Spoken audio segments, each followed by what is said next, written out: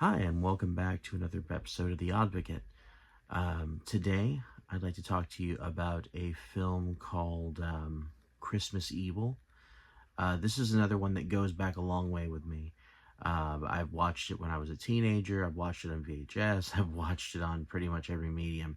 Um, this one, the premise is just really, it's really strange and it's warped. And the whole movie is about a warped individual um, who is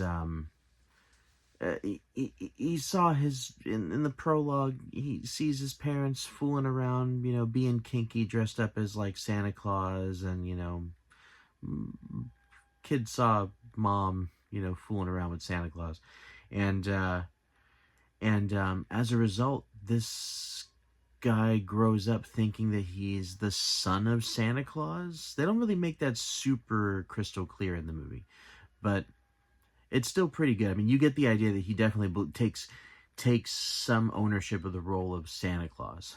So, being the son of Santa Claus. So, this guy is like watching the neighborhood kids with binoculars on the rooftop, and he's got a big leather-bound book with all their names in it, and he writes down whether they're naughty or nice, and just, yeah, it gets real crazy. And then and then he goes out to naturally it's a horror film. He goes out to kill people at some point.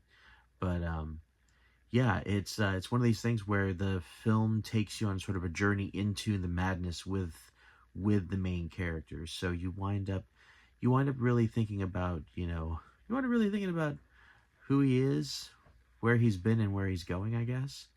Which is so weird because it's like it's a schlock piece. Like it shouldn't be that deep at all. But you can sort of get into the weeds with it and think about whether or not he's crazy, although I think he truly is. But um but yeah, it's one of those films that kind of just you take it at face value, and it's a silly journey. And it's just a I guess it's a silly journey about a guy who believes he's the child of Santa Claus. And everything after that is just his bizarre fantasy.